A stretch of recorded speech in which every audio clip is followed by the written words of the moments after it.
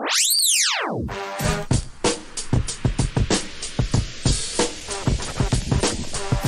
time for the shop report with Barbershop Jay.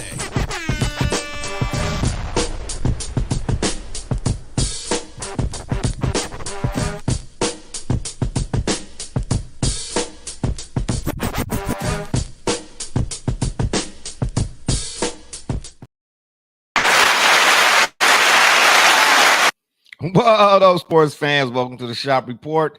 I'm Barbershop Jay. I'll be your host for the day. Here's what's happening. Of course, we want to remind you the Shop Report is brought to you by Rocket Digital Media. It's the one-stop shop for all your digital marketing needs. You can look them up on Facebook at RDM Detroit, 1D, 2E's Detroit. Or you can slide on over to the website, rocketdigital.net. That's ROCKIT digital.net.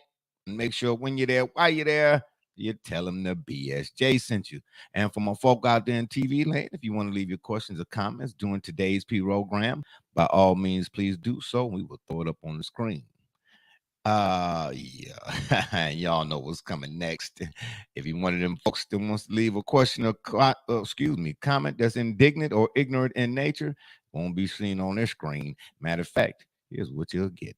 Ain't nobody got time for that. All right, and with that being said, nobody is joining me on the program today. They're a little bit tardy, as was I. Let me give myself a button. I done told my co-host on more than one occasion, this 12 p.m. start time for most of us. I'm here. Listen here. I do other things. So, trying to get here at 12, sometimes it's a crapshoot, toss up, cross your fingers type moment. But yeah, we might have to work on this start time again, unfortunately, Larry, because I'm telling you, your boy, a little too old in the tooth. You get what I'm trying to tell you? But anywho, we should have a couple of the fellas join us here shortly. I just was able to send the invitations that I do in order for them to join us. I was just now able to get them out just a few minutes ago, so they should be joining us here shortly. But what we have for you all today is 2 items on the menu, and one of them being no sports intended. Now, what it is there's a video that I came across yesterday. I don't know if it was on Instagram. I'm not really a big social media person, except for when we do this thing here or whatnot. And I'm not real tech savvy. I probably shouldn't be telling some of y'all that, because I know I'm probably here when I see y'all out in the streets, but it's all to the good. I survived Shawshank. I ain't worried about it. But anywho, there's a video I wanted to show you all that popped up on Instagram, something or whatever the case may be. And shout out to my man Double J. Yes, Double J was able to make it. All righty then. Yes, like me. Yeah, let me give you an intro anyway. I know we doing this on the fly, bad exactly. Yeah, it's been one of them days. But anyway, Double J, you all know, but I'm gonna give him this intro anyway. Here it goes. One testing, absolutely not. Yeah, there you go. Oh, shout out to Double J. Joining me on the program today, baby. Detroit versus everybody. Yeah, exactly. I'm doing the same thing. And I hope he joins us. That other guy, D Gully, he is a family member, by the way. And he's the one is championing for this 12 p.m. start time. Man, yeah, man. And he broke it down. Man, he sounded, oh man, he was on the podium. Oh man, if we do it at 12, then people that they get watching the football, we come on before, and that'll be okay, yeah. I'm gonna say this. Well, first and foremost, condolences to everyone yesterday that with what the tragedy that took place downtown in the land. Bruh, I'm not. You overslept. Yeah, I overslept, but I still saw that. What? That's a new one on me, for real. No, I'm dead serious. I just got up. I had to take a friend. The friend was in town. Her mom's husband passed, unfortunately, man. That's and I took her to the airport this morning. She had to be there like at 5 or something, whatever it is. So I was like, oh boy, I was all over the place. But clue me in, man. Now you got me going to the phone here. What's happening? What happened? Well, apparently, again, check your people. There's 9 wounded in a Cleveland mass shooting and a manhunt underway. And for some reason, they have a picture of the post office. A gunman opened fire at a crowd of people in Cleveland early Sunday morning, wounding 9. Officers on duty in the city's historic warehouse district responded at about 2:30 a.m., provided medical aid based on a Facebook post. That's where they're getting their information from. Victims were naturally, of course, rushed to a local hospital. Investigators are still trying to review the evidence and videos, and as well as the witnesses themselves. But the warehouse district, of course, is very popular, and especially on weekends. Yeah. So apparently they don't have a clue.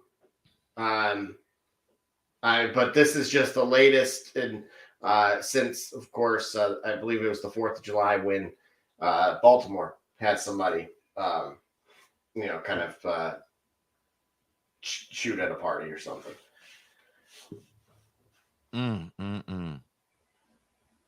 Yeah, man, that's your area. I'm the one. I was in Indiana yesterday. I at least had an excuse, Yeah, no, bear with me, you all. Somebody's actually texting me right now. Bear with me. Give me a few seconds. I just want to respond to the text. This is, yeah. I promise you, bro. I did not know. See, I don't even know what to say right now in this moment. My thoughts and prayers go out to everybody.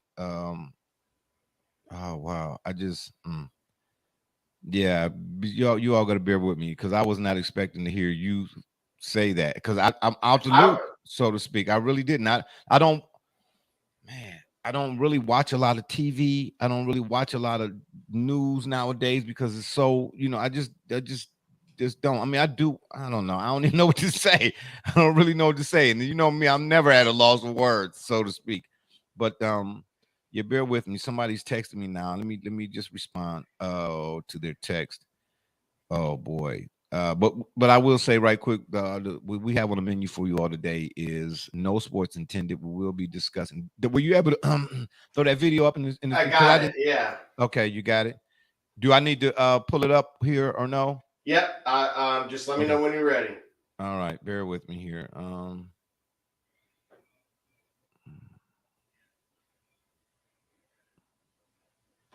on.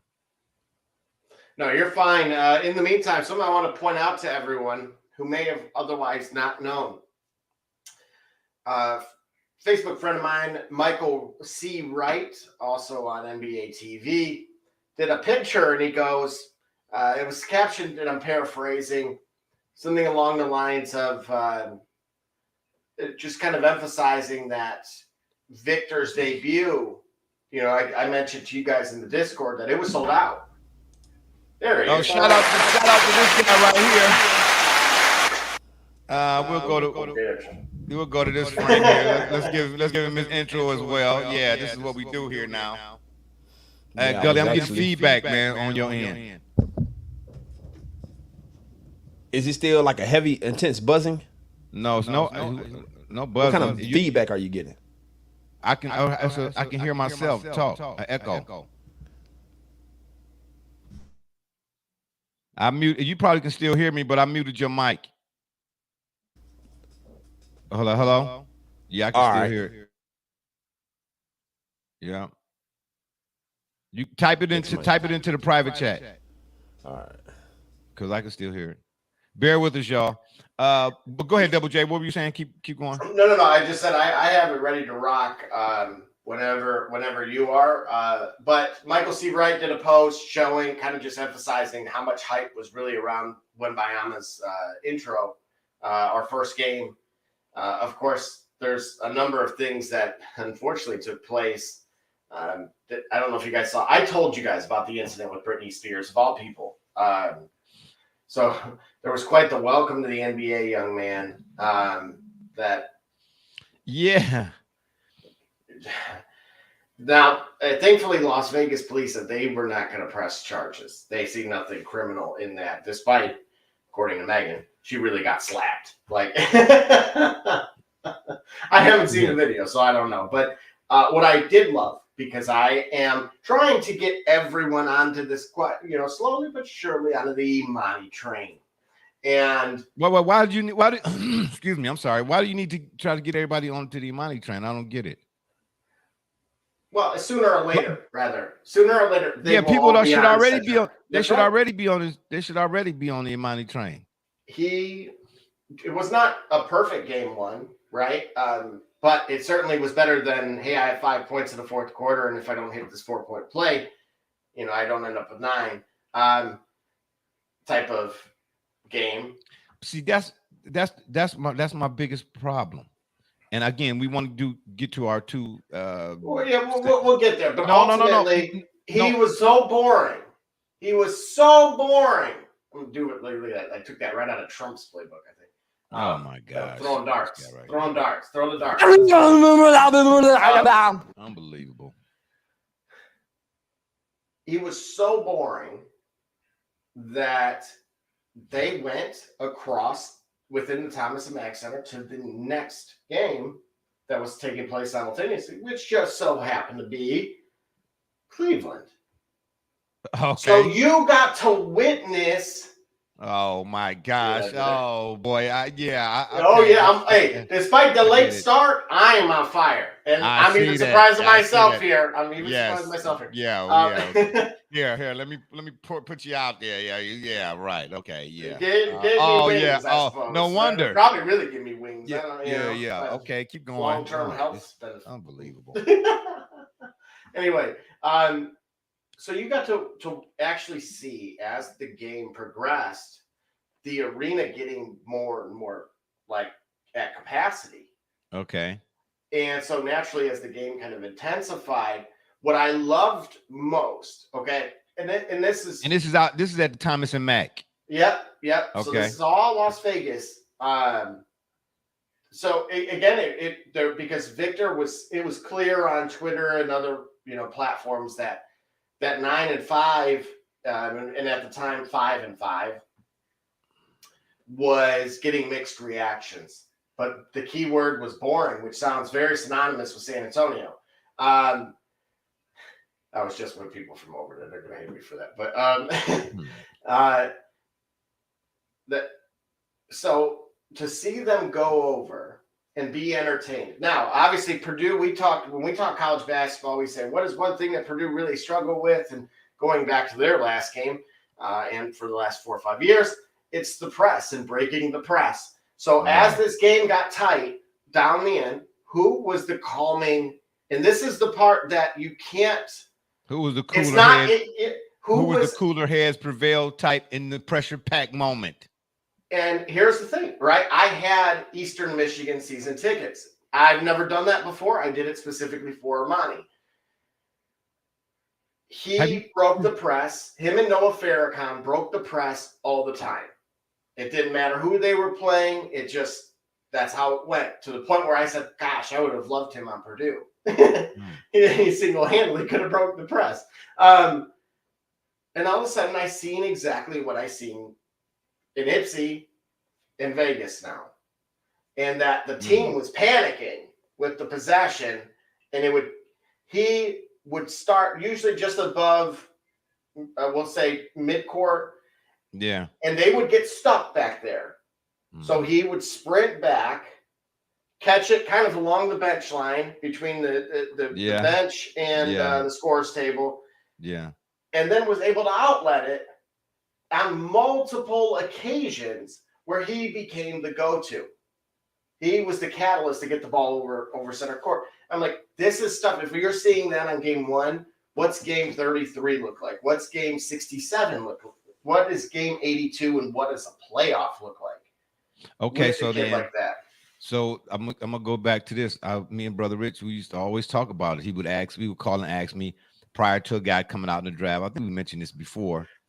He would say, brother is what that means in area. Yeah. What you think you gonna? What you think they're gonna such and such? And I said, look, man, I can't really. I used to early on in sports talk do that. Man, he gonna be the or she gonna be the. I stopped at that point. I said, listen, I can't tell you what they're going to be overall because, again, any pick can be a hit or miss. All right. Even no matter what it looked like prior to getting to the main stage, which is the league, obviously. I said, but what I do start looking for in potential NBA next level type dudes is at least one thing that they do at their previous spot, whether it's college, or whether it's, I don't know, overseas, whatever it is, before they come to the league, give me one thing that you know day one they get off the plane, it's going to work against guys that's been in the league 5, 6, 7 years already. For Kevin Durant, for me, it was his jump shot. You knew that was going to work day one. Even look at Brandon Miller, right? Look at Brandon Miller. That is scary. No. I knew Kevin Durant's jump shot would. He had an NBA.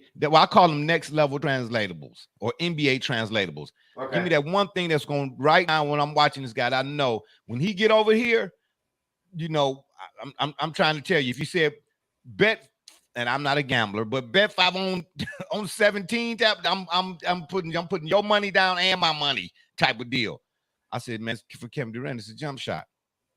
With Imani, just you saying that right there, how many people are looking for that type presence of mind in a pressure packed moment at this, even though you ain't in the league, you playing against league guys. So that tells me that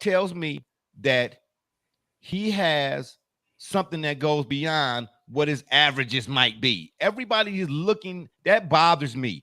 Everybody looks at a guy's points per game to determine if that guy got game. No, there's more to it than that. Gully, you good now? Yeah, unmute yourself there. I didn't say take it. All right. Well, only y'all can tell me because I don't hear the feedback at all. I don't hear anything that tells me that I'm having an audio issue. Yeah, you still got it. Every time I talk, I hear me coming through your screen. That means is it just your settings? It's the same. I got Jay. When he talk, I can hear him coming through on your side too. You heard Double J talking? Yep. Sound like a reverb.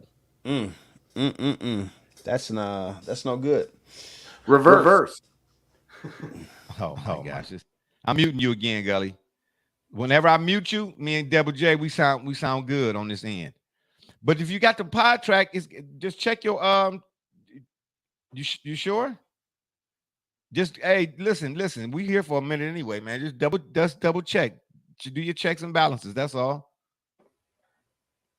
What else to check? Because like I said, I don't know what else to check. I know my one source of feedback had to do with the seating of my mic to the XLR cable. After that, okay. Let me check mine just to be.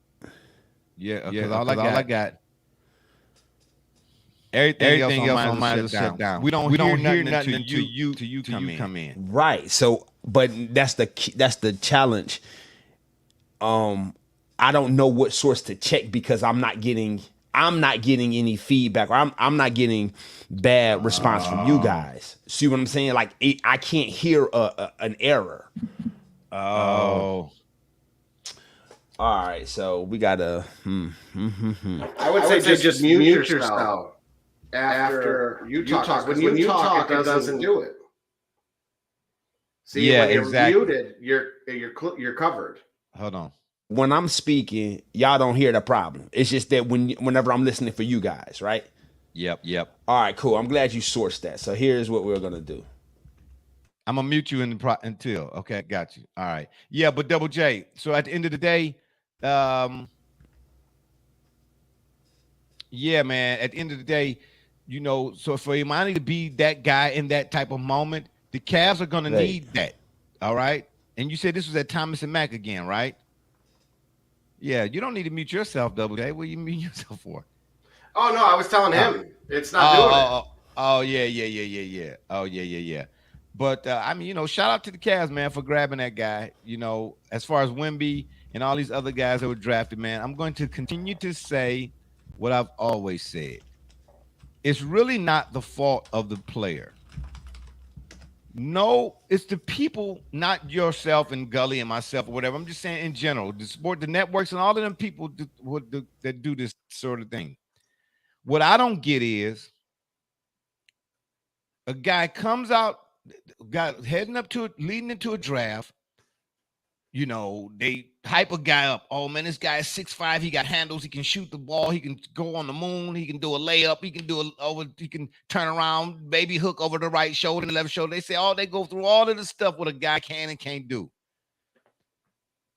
Then a guy gets drafted, and immediately cameras are rolling. Cameras are rolling because now they expect this guy to do whatever they saw him doing and that they hyped him up to do. They expect him to do it day one as soon as he step on the floor. Wemby got dunked on and he struggled. He struggled. He was 1 for 7, I believe, in one of them games. Miller, if I'm not mistaken, had a couple of moments, that didn't look so well. So now, of course, people go to Twitter and Facebook and they said, man, I told y'all this guy was going to be a bum and he wasn't going to be. Listen, man, I'm going to say it again and I'm going to keep saying it. We had this discussion.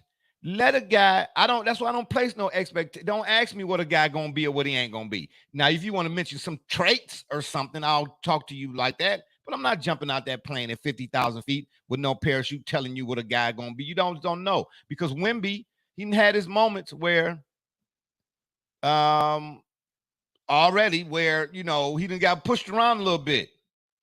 Y'all got to forgive me. I'm texting somebody in our thread trying to get Gully, trying to get him back on. And we got a couple comments was rolling in right quick. We appreciate y'all. We get to the comments here in a second. I also wanted to finish his thought, so to speak. So Gully, we probably come back and holler at us here in a second. But anyway, yeah, man, I'm just saying at the end of the day, man, just let it play out, please. Let it play out. All these false instant gratifications and immediacies and gotta have it right now. And listen, man, you don't know what these. Hang on a second. No, you don't know what any of these guys are going to be until they are that or they become. Did that make sense? Probably not. Let me sip on. Hey, did you press the button today? Did you start it? What? Oh, absolutely not. You talking about the record? That way, just that philosophical. If you had me stuck. Like yeah. Okay. All right. Yeah. You don't know what they are until they become it. And it's like, wait. Exactly. All right. Exactly. Okay. Oh, come on now. I'll be sometimes, not all the time, sometimes. My man Doc weighing in early. He said parents or something. You don't know what I'm gonna be until I become it. Yeah, absolutely. Dad. Say it proudly. Stand up. Just make sure you're wearing a belt at the time. Oh, listen, let me say this right quick. Oh, right. My man Doc weighing in. He said, I was not impressed with Wemby this weekend. Okay, well, Doc, you already know this is what we do here. You can't just say that without telling me why. Come on, Doc. You sound like that major network, man. Then he waiting again. He said, I get it's his first game, but 9 points wasn't good enough. See, no, Doc, no. Wait a minute. It's not just. You can't do that. Okay, yeah, but I'm going to elaborate on this because I watched it from pretty much start to finish. Okay, but hold that thought. Let me get this out right quick. I just want to say before I got that video whenever you're ready too. By the way. Okay. Yeah, my mind do be slipping. Ladies, I got mad respect and mad love for my ladies out there. Matter of fact, shout out to the ladies. Mrs. Alva came on once, and we gotta start getting more of the ladies here on the program. Let's hear what they think about some of this sports talk and some of this other stuff we be talking about.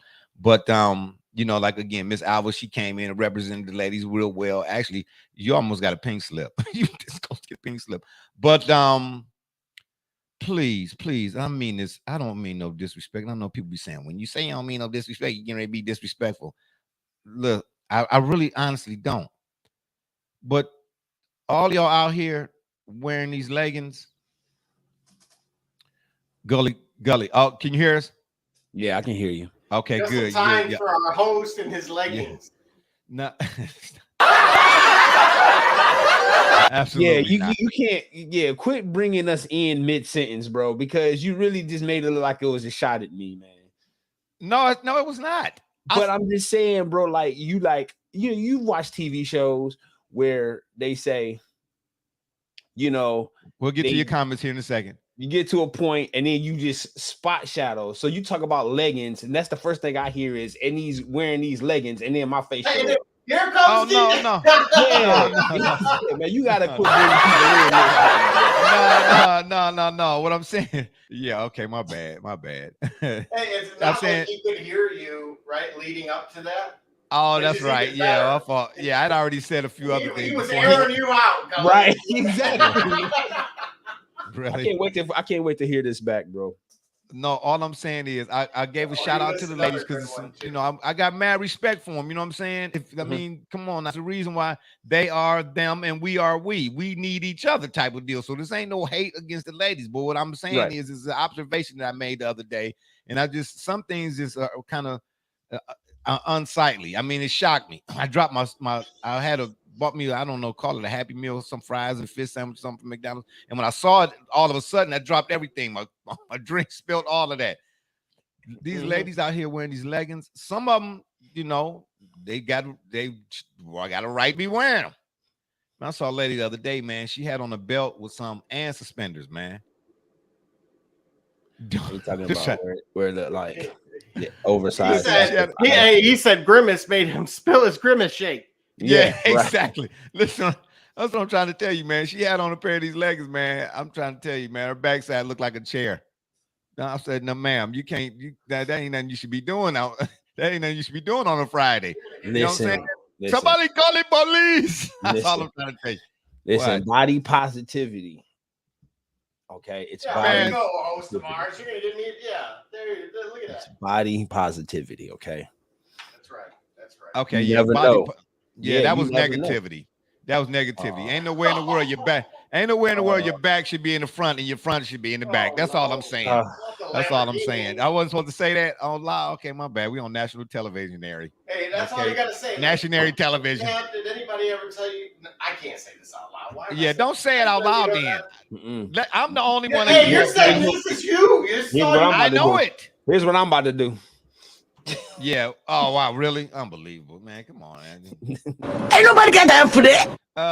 Doc went in again. He said he showed up defensively, but he didn't put on offense the way people said he was. Yeah. Mrs. Oh, shout out to Miss Baba. He said I was more impressed with the Britney slap than how he played. Dang. And then Doc went in again talking about, yeah, he feel bad for Britney.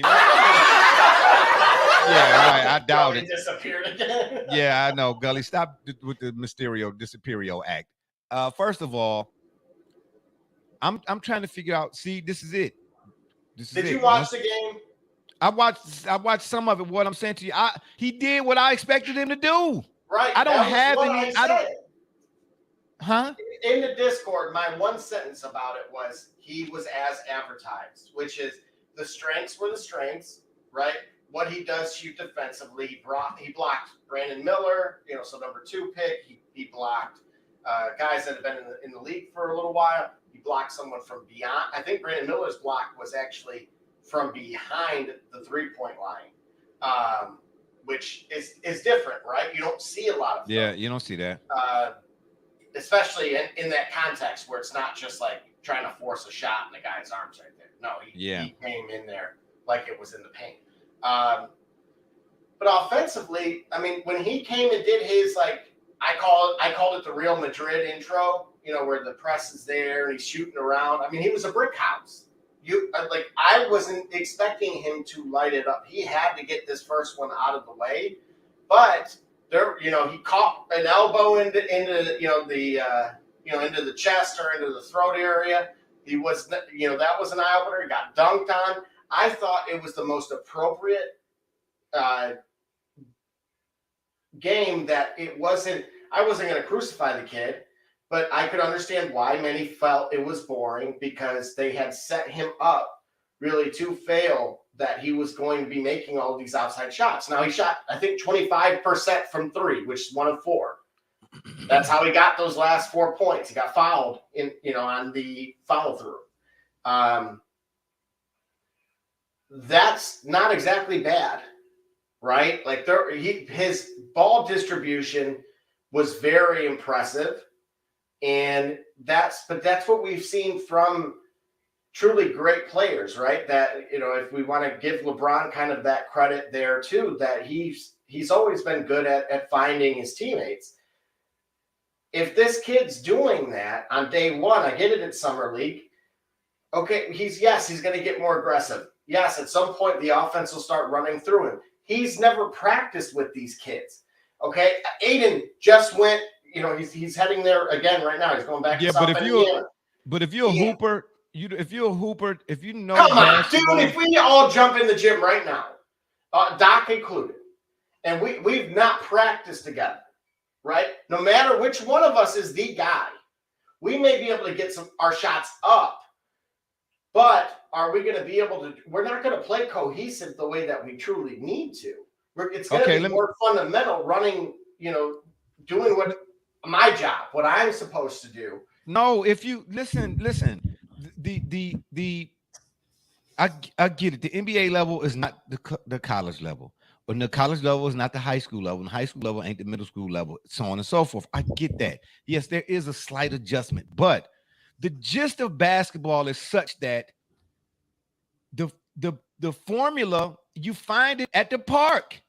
You can't tell me that you can go to a park if you're on the hoop circuit. I say this all the time, from the park to the parquet and all points in between, the game in its essence is still the same. It's the same game. If I go there and I got winners in the team that I'm watching play, I walk up to the court, I say, man, who got next? No, nobody, man. You got winners. Okay, I got winners. So I'm standing there waiting for my turn to pick my squad to get on the court that day. I'm watching the game that's ongoing currently. And as I'm watching, I'm observing, okay, this guy's good at passing, this guy's good at defense, this guy's good at, excuse me. So whenever that team that loses, and I'm going to pick somebody from that team, or maybe a couple of guys that will sit on the side with me, I already know who I'm picking. If you have concept of basketball, passing, cutting, the basic type of stuff or whatever it is, then we can walk into a gym not having played. If you're a hooper, he's a hooper, I'm a hooper, she's a hooper. I'm talking about a hooper now. I'm not talking about, no, I'm not, when I say hooper, let me clarificationize this whole situation. What I'm saying is, I'm not talking about them backyard every time, it's a family get together and Uncle Willie and Uncle Ralph, they had a couple of Colt 45s or Colt 55s or whatever it is. Now they want to get out there and think that, no, I'm not talking about that. I'm talking about guys who on the regular, on their own, anywhere there's a game going on, they getting in. So they have you have a feel for some kind of concept of what guys can and can't do. The first but listen to what you just said. We don't have to have. Well, we don't have to. Where did he have that chance to observe and digest that? He hasn't, right? Yeah, but he knows how to play basketball, don't he? Don't he know how to play basketball? But you said the park to the parquet, but does it translate to the Parc des Princes? Yeah. And the Tour de France. Wait. Hey, can you bring up his stat line again? Okay, here's 9 and 5. Okay, here's what I'm asking you. At this juncture, what he's doing, his stat line means what? No, I just want to know. Bring it up again. No. 9 points, 4 of which came from a made 3 and a foul. Okay. So 4-point play. Otherwise, and that was in the late fourth quarter. He was horrible shooting yesterday, right? Wasn't it like 2 for 13 or something like that? Yeah. All right. What else did he do? 5 blocks. What else did he do? Truthfully, he ain't had no dimes yesterday. He threw quite a few. The question is, how many of them did they convert? And this is where sometimes that's important. No. Just say this. Hang on, at the park. If I give you that, if I just tell me which ones landed. No, look, Magic. Just tell me which ones landed. The ones that became stats. I mean, because even quarterbacks drop, even wide receivers drop well-intended passes, and they don't show up in the. But like, how did he do? Okay, but here's I'm asking the question. We're saying all this to say what about women? All he did, here's what I'm saying. If all he did was have a bad scoring game, because that's what it sounded like. It just sounded like he had a bad scoring game for his very first game in the pseudo league. And we giving a lot. People are pouring a lot of negativity over a bad scoring game because it sounded like he did everything else that you expect a guy at 7'4" to do with his ability. It sounded like he got 5 blocks. No, but can you help me out at this stage? Regardless of what his height is and what he was doing and why he was picked number 1, this is a new. Listen, when you go from high school to college. What's the one thing that's similar to high school and college is that you're going to get an education. You're going to learn, right? But Sure. any college student that can tell you, even though they was the top dog as a senior in high school, once you start over college, you starting all over again. Your slate is clean. So what I'm saying is, what are people really expecting from him? Okay. What are you expecting? All right. You Yeah, understand? What are you? Why? Listen. When I watched the game, I sat there. I was eating popcorn, or I might have been eating a sandwich and some chips at the time and drinking a drink. First And my of son all, was like, "Ooh, ooh, ooh." You know I what? said, "Man, They expected dessert for the dinner that they had been eating. oh, thank, shout out, thank you, Gully. Oh, okay, well, what is this, an episode of Chopped? when you put it they've that been way, eating this up. They've been eating it up all year. See, they've been eating it up all year. Oh my God, he gonna be this, he gonna be that, he gonna be this, he gonna be. Oh my goodness, he got drafted by San Antonio. Oh my God, he gonna be David Robinson, he gonna be Tim Duncan, he gonna be. Thank they you. expected to eat that dessert, and it's like, well, wait a minute, man. Like I said, that's why I asked. I said, what else did he see? Listen, all he needed to do was go 5 for 9 or 4 for 7, and then he'd have had. Then we'd have been talking about, hey man, you looking at the first game of a future Hall of Famer. Like, thank you. So, Wait. So let me Yes. read these numbers to you then. Yeah, go ahead. You may still feel that way. I don't know. 9 points, as I mentioned, 2 of 13 shooting. Yep. 1 of 6 from 3. Yep. 4 of 4 from the line. Yep. 8 rebounds. Yep. 5 blocks. Yep. 2 dimes. Yep. And you know what it tells me? Jack, don't tell me nothing. It don't tell me nothing. It says all it says is what you just mentioned. Okay, and then we're gonna move on to the next. That I'm not looking at what he did in that particular game to say, oh wow, let me go run out and get his jersey and make sure he's. I'm not saying you and anybody. I'm just saying, right. fans need to sit down and let these guys be what they're gonna be, man. Can you give it a minute? Can you give it a minute? Because guess what? The minute he didn't do what folks expected him to do, now all of a sudden he garbage. No, see that's no. No, I'm not going to do that to him. I'm not going to do that to none of them. I'm not going to do that to none of them. I'm not going to do that to the 22nd pick. Yeah, even if we seen an outstanding debut performance from a guy, it don't mean who mean had the nothing. most outstanding debut pretty much a summer league so far, like that's like the single best game. Scoot, I think had like some he guy got hurt though in the third quarter. Yeah, I know. Scoot Majorly? had, I think, yes, shoulder. Oh. Scoot had like, I don't know, 15 and something or another. And then that's why when I seen the stuff on the Facebook thread, I just keep scrolling. Man. Y'all, too many folks are living and dying by these all of a sudden moments. Your whole life is over if the guy don't score 12 points because you put it down on FanDuel. That's your freaking fault. That's your fault. That's your fault for taking your hard-earned money and going down there and saying he was going to score 12 points and grab 8 rebounds in a summer league game. You can tell. Too old PID. This is a thing that even gets him more in sense than a classic LeBron James argument, because the host almost flirted with the F line twice in 30 seconds. You notice that? Yeah, listen. I'm trying to tell you, man.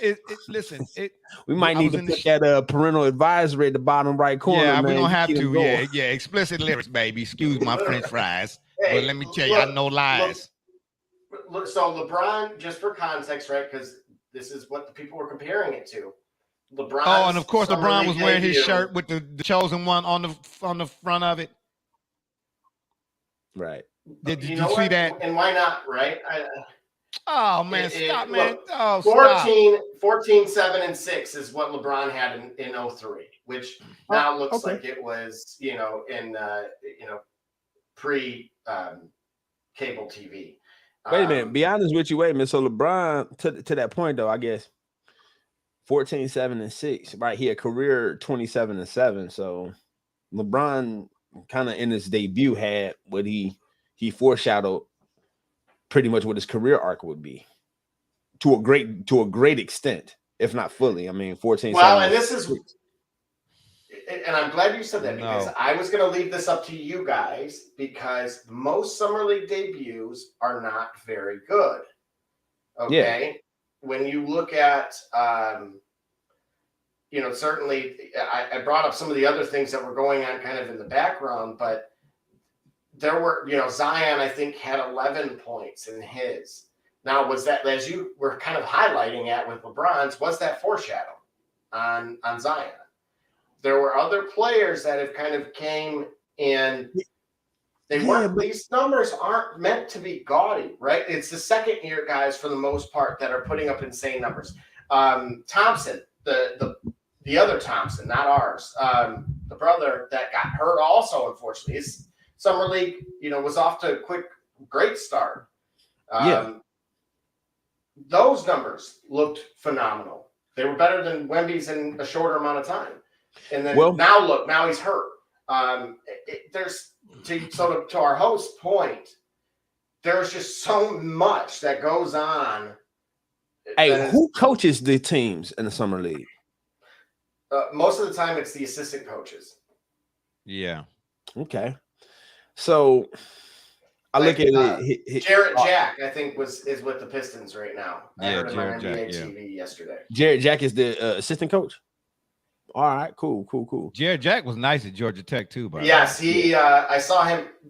D Runk's not on the show, I don't think. But that's where Edward Jones Dome. I think it was March. Edward Jones Dome. Edward Jones drone. Don't condone. No. Hey, he knows. He knows. Yeah. The Edward Jones Dome. Condones. 2003. Yeah. Okay. Yeah. Kansas versus Georgia Tech. Yeah. Jarrett Jack in overtime sent them home. Sent the Jayhawks home and me. For that matter. But I hear once again, I'm asking. Whatever, LeBron's debut was 14-14, whatever the case may be.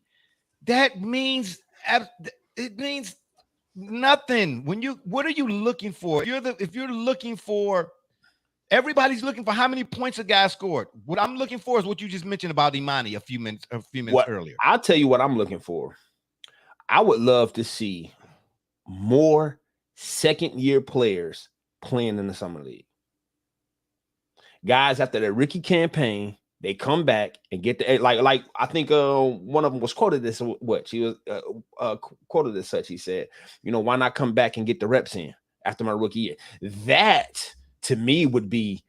I want to see hey, is there a departure from just a year ago? Because what all of us, at least the three of us, are looking for is eventual.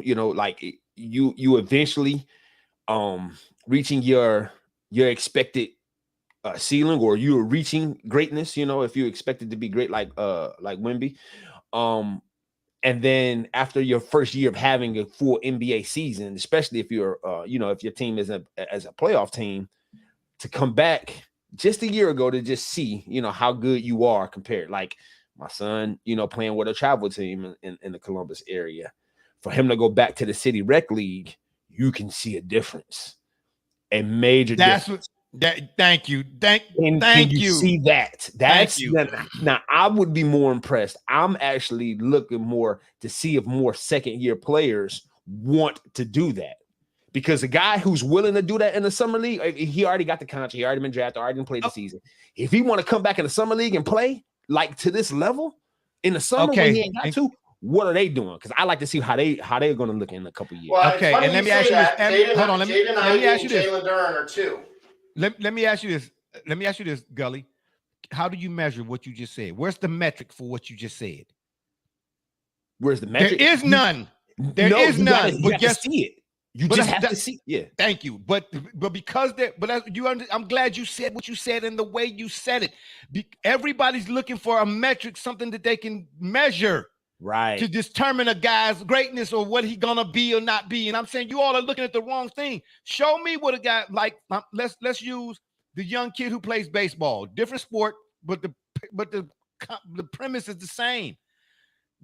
From 1 year to the next, like you said, come back and play that second year. Like, man, that guy wasn't doing that 2 dribble, go left, pull up last year. He wasn't doing that drop step with a hook last year. That's the kind of stuff I'm looking for. Thank you. When I see that, I him in the corner last year, but now I see you. He can. That's the thing to see. And what you said about Imani, Double J, Yeah.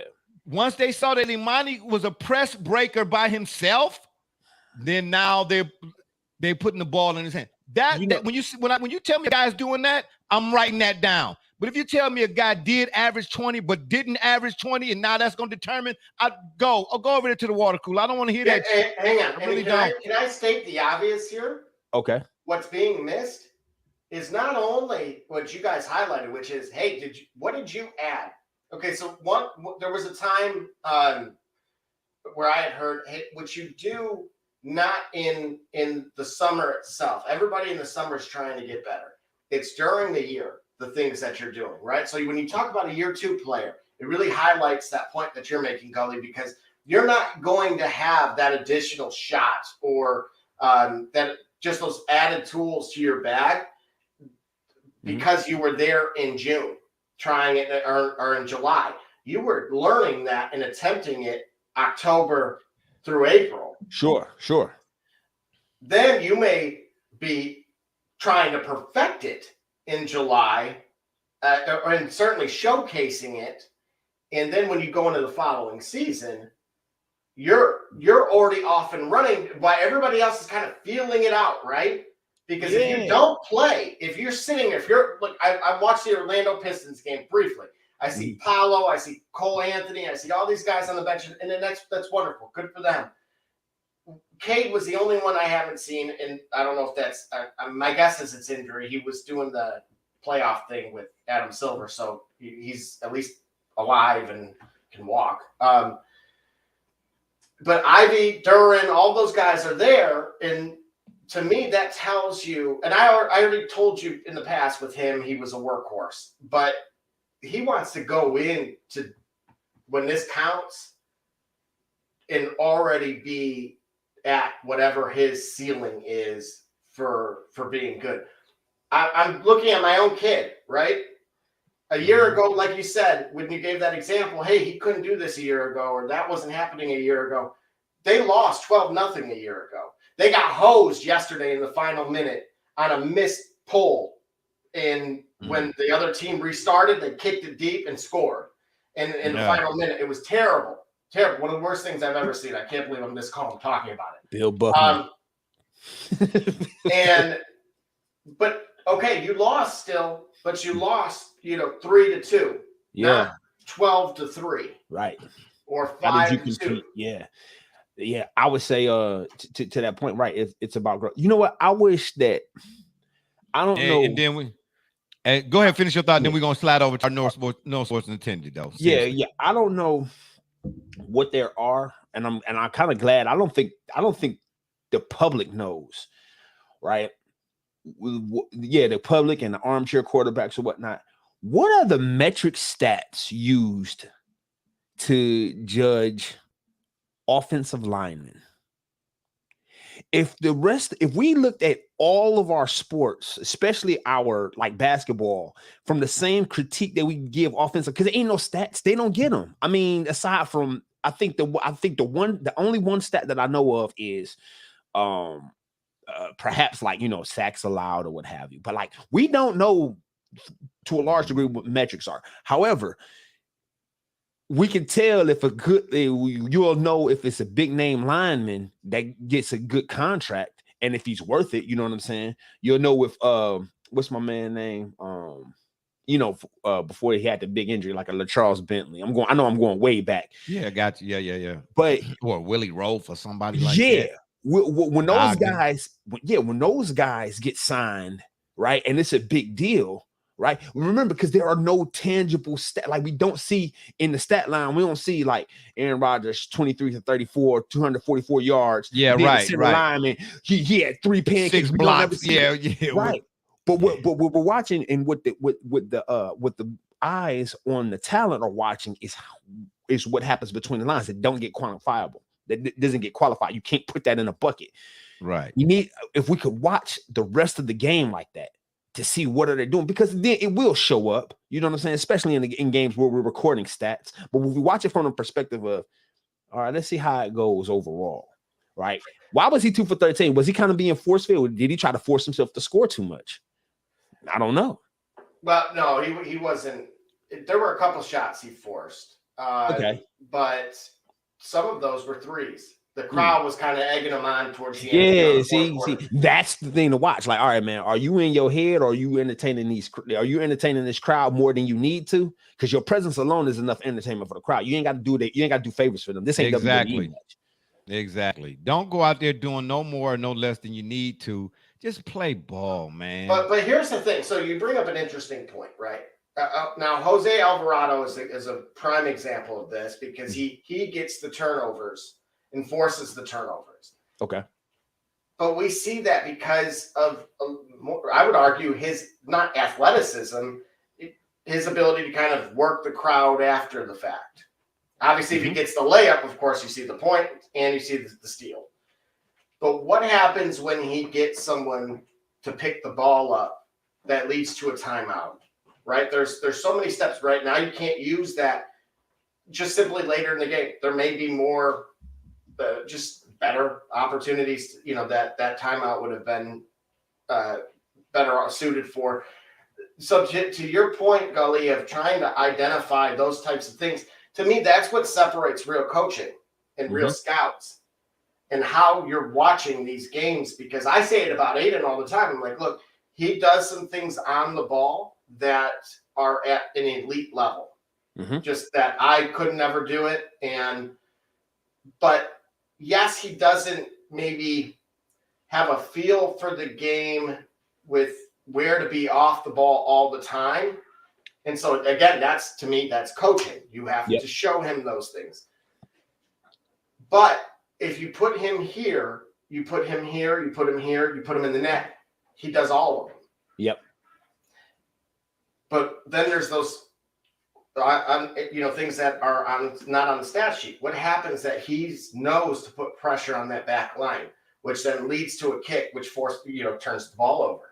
Right. No one has stats of those, but you know the difference when it happens versus when it doesn't. Right. Because you can look at time of possession. You can look at just, they track it next year for him. And actually he's playing a year up also. So currently his movements are all being tracked on a field. Gotcha. Finally. So they have this little camera set up and it follows the ball and it follows each player. So you can see. And I know you and Ms. Alva probably getting that data streamlined. You probably got a whole modeled computer right there that has right. The next thing what I'm waiting for? I'm waiting for somebody to get that and to be able to take those stats. And the next like FIFA game in like 3 years, we'll be able to take a rendering of that data and then put that into a player, and then that player be a representation of how you perform on the game. This is because you put a VR on that kid. Yep. Right? VR. Yeah, and then I'll give you another. Walk me through what you're thinking. Oh no, you don't do that. You have to. That. No, you don't put no VR on no kid. No, because then you're gonna have another vertigo. You don't give no kid no VR. What is wrong with you people? What's the difference of filming that versus you can actually relive it again? Hey, listen. When you're watching something like that in 3D and you take them glasses off, have you ever done a VR? Oh, come on, my. Hey, put a seizure warning out there. You sound like I'm a just showed his age for sure, man. I can tell you. Listen, I can't walk. I call me a cat. Yeah, right. Exactly. Come on. Or horse and carriage. Okay, that's right. Here's Otis gonna give you some money there. I'm not signing the waiver. I knew instantly that was what you was meaning. I knew what you was meaning over there, and I just knew when he started going. I'm like, oh boy. Yeah, no, you don't put no VR on no kid. That when they take you put an Oculus on the kid for too long. Yeah. Listen, I'm trying to tell you, they be spinning in circles. You seen the video of the grandmother who, when they took the thing Oculus off her, she started shooting people for real. You can't do that, man. You can't do that. Yeah. It's out there. Here's out my there. point. There's only so much that using kind of a laser pointer and sitting and watching film is going to be able to do. And if you can put someone right back, especially quarterbacks, right? They're using tablets now, but what happens again? They put that on and they're talking it through with the offensive coordinator. Okay, this guy, Ray Lewis, came up and like he was going to shoot the gap, and then he backed off. there's a Okay, number then what of you do is nuances. when a kid's going through it, you just film the kid from the sideline and let him watch himself. Hey, believe me, my In the filming. live You guys, moments. you've critiqued my filming. It doesn't work. Yeah, well, that's your filming. You need to hire somebody that does it for a living. Okay, you can't have a bottle of Lucha in one hand and the doggone iPhone 4 camera in the other hand. You just can't do it. It's not gonna work. Or let Mrs. Alva do it. That's where the ladies come in. There's some things you just let the ladies do it, man. They automatically, yeah, right, yeah, gotcha, yeah. Mute yourself. Anyway, can we go and get on to what we were supposed to be discussing for today? I'm pretty sure there'll be another time where we actually get to going on and on and on here, back and forth about what's going on. Let's do that video real quick because I'm gonna have to jump on the mobile version. Okay, yeah. Well, right quick, I want to let folks know before we show this video. This was not originally or a part of today's program, but I saw this video and I wanted to share with you all. We are not the owners of right. We don't own the rights to this video, the music, or where it comes from. No, none of that, all that other stuff. But I wanted to show this in our No Sports Intended portion of the program because it brings up the point to me about voting and things of that nature and the hypocrisy. Oh boy, yeah. And so on and so forth. Yeah. Okay. Double J, roll the tape. Hey, this is not ours. We're just sharing it with those who might. Man, I don't think they mad. I don't think that they mind that we sharing it. That's the whole purpose. Go ahead, roll this. Okay, go ahead. Double J, are you ready? Cue the I'm Jeopardy ready. music. All right. Well, could you not be? This guy right here is This is Luciano. Click it. You gotta add it. It's on me. Sorry. Oh my gosh. Oh my God. Hey, let me ask you a question. Did you Don't press that ask- button? Of course not. He asked me that already. An hour. Here we go. Breaking. Not a metaphorical hour ago. A literal hour ago. Yeah. Okay. All right. You gonna do the driving there, Double J? You gonna hit play? Yep, I'm ready to roll. Here it goes. All right. Guess which is it? Is it NBA or NFL? 36 have been accused of spousal abuse. 7 have been arrested for fraud. 19 have been accused of writing bad checks. 117 have directly or indirectly been bankrupted at least 2 businesses. 3 have done time for assault. 71, I repeat, 71 cannot get a credit card due to their bad credit. 14 have been arrested on drug-related charges. 8 have been arrested for shoplifting. 21 currently are defendants in lawsuits, and 84 have been arrested for drunk driving in the last year. How many of you think NBA? How many of you think NFL? Well, the answer is neither. It's the 435 members of the United States Congress. Guess which is it? Is it NBA? No, go ahead. You want to run it again? You can run it again. Yeah. Run it again. So. Run it NBA or again. NFL? 36 have been accused of spousal abuse. 7 have been arrested for fraud. 19 have been accused of writing bad checks. 117 have directly or indirectly been bankrupted at least 2 businesses. 3 have done time for assault. 71, I repeat, 71 cannot get a credit card due to their bad credit. 14 have been arrested on drug-related charges. 8 have been arrested for shoplifting. 21 currently are defendants in lawsuits, and 84 have been arrested for drunk driving in the last year. How many of you think NBA? How many of you think NFL? Well, the answer is neither. It's the 435 members of the United States Congress. Okay. I'm not going to go first. I want to hear your thoughts. You don't want to go first either? Gully, do you want to go first on this one? That video needs its own commercial to run Yes. every single election cycle. Like Yes. that video is a PSA worthy of keeping track every time we go to start a vote. Every election. That was my whole point of doing that. Is when I saw the video, I said, Double J, can you please throw that up on this? We're doing that because I had something else for No Sports Intended for today. Yeah, When I saw that, it had to be that.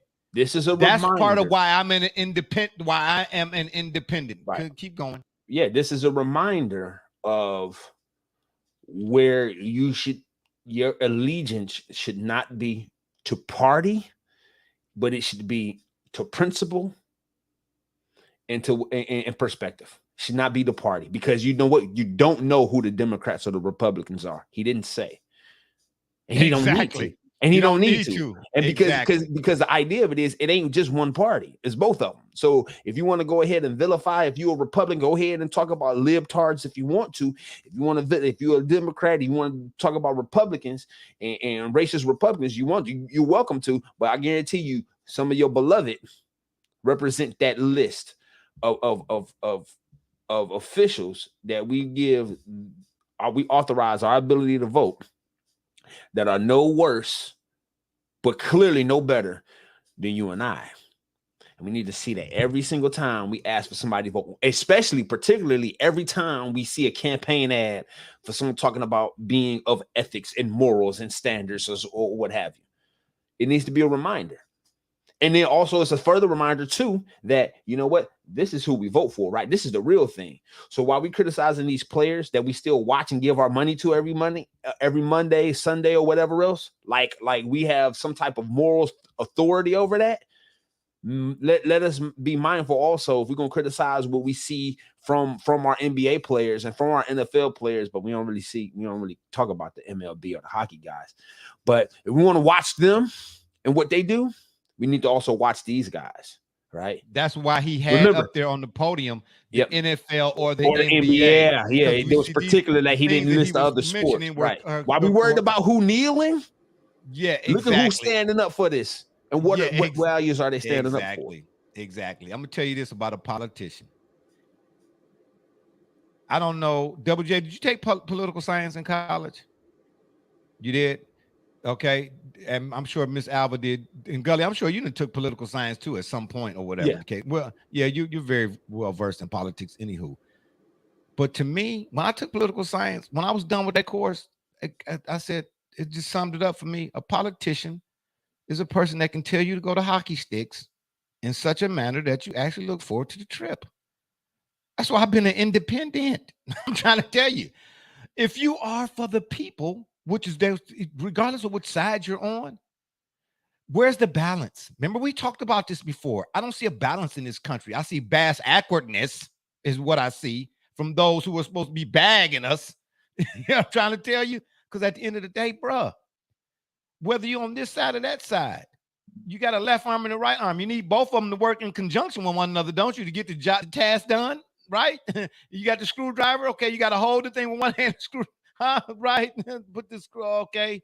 But there's this divisiveness. If you're over here, you're over there. Where at in life, if you're a person of faith, I'm just saying, where at in your book does your book say anything about not being balanced or not having balance is a good thing? Everything you see in life has a balance. Sun, moon, day, night. You ever been to Phoenix, Arizona? Sure, you've been to Vegas, right? During the hot months. That's too hot.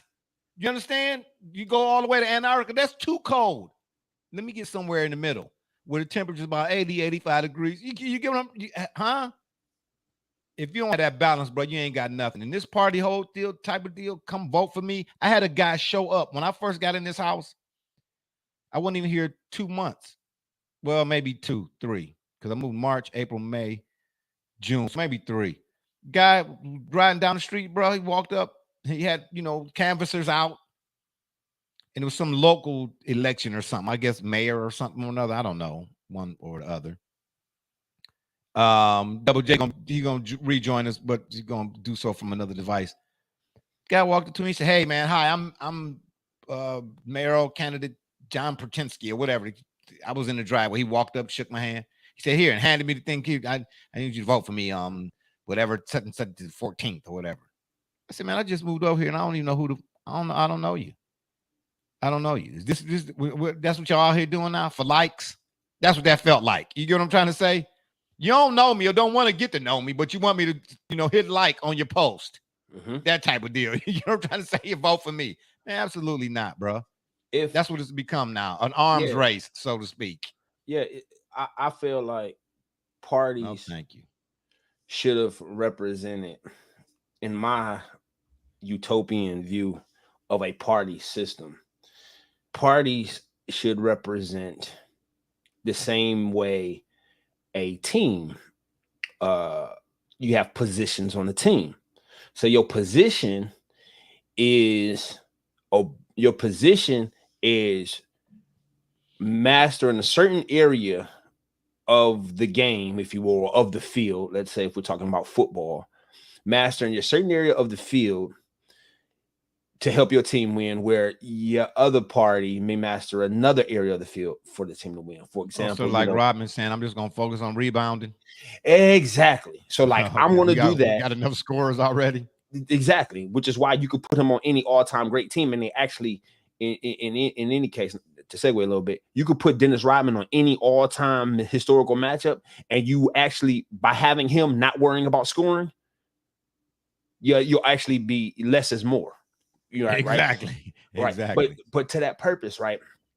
If the Democrat or the progressive appeals to the personhood of a society, the people, right? We are for the we're for the common man.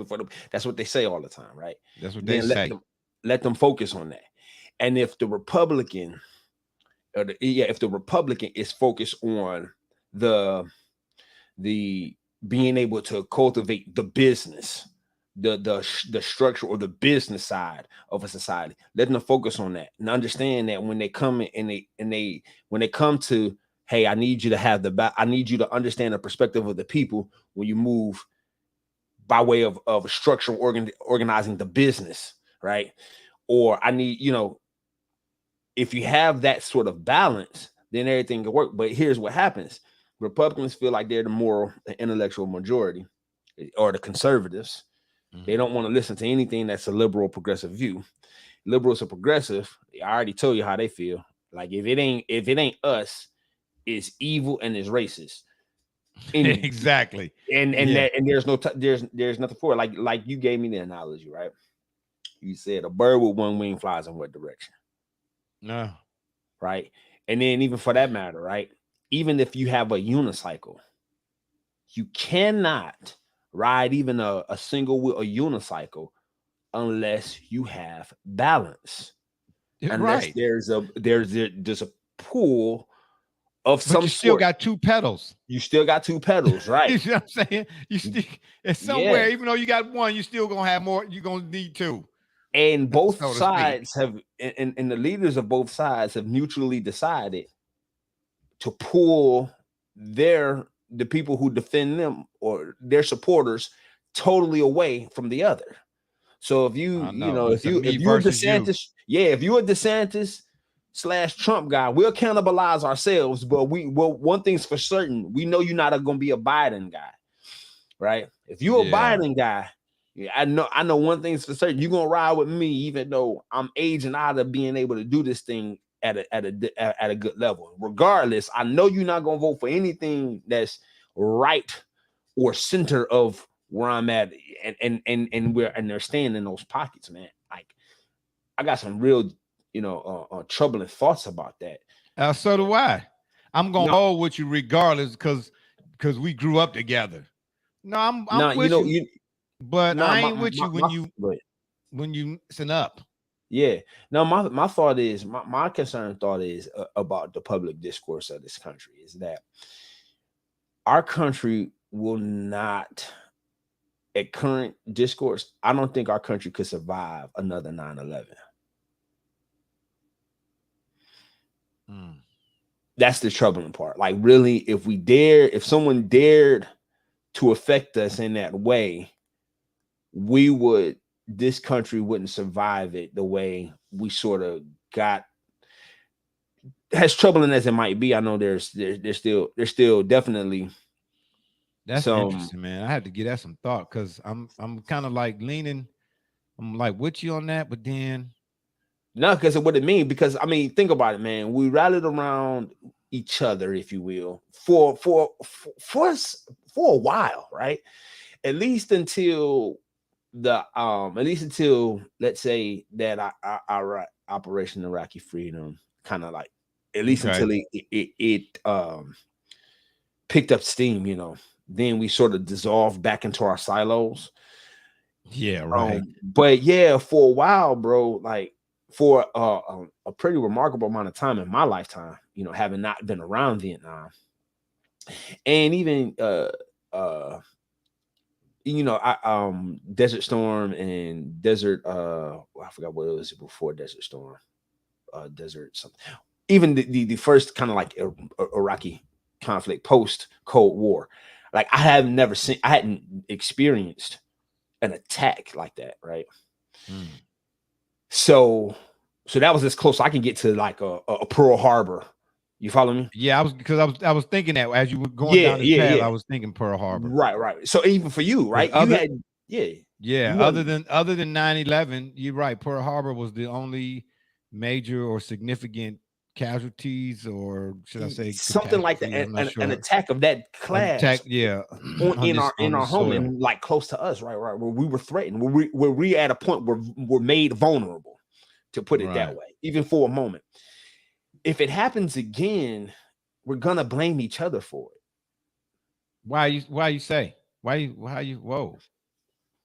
Yeah, you gotta elaborate on that. If it happens again, right, it'll come from someone in the back pocket of a China or a Russia. Okay. All right.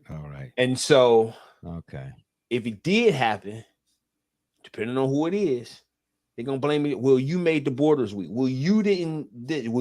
Right. Okay. We're gonna, and then it'll be like, well, we'll get back to them, but like we're gonna be looking at each other. Like, see, I told you. Look what I got to do because of you. And see, I told you. Look what I got.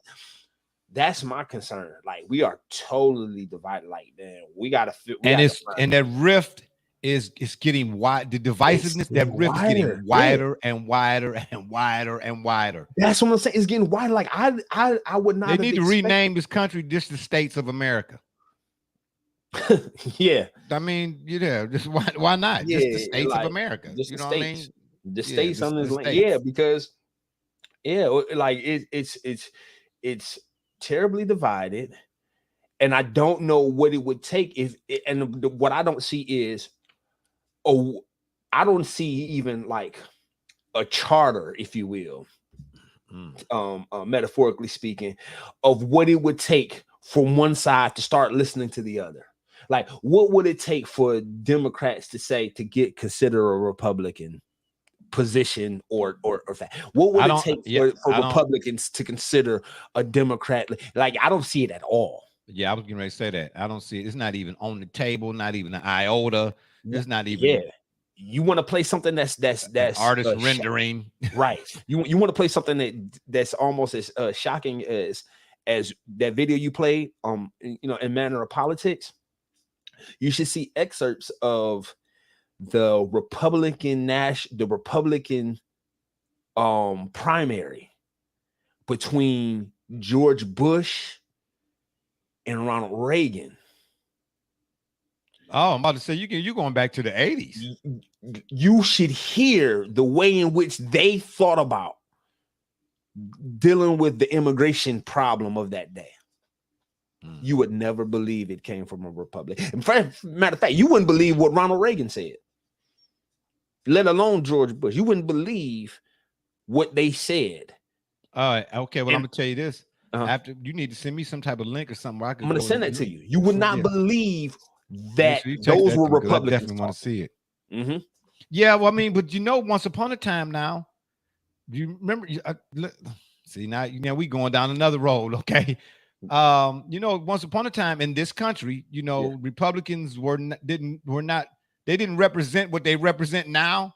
Absolutely. And once upon a time, the Democrats didn't represent now what they represent. It was basically, it was like the roles were reversed once upon a time in the late 1800s.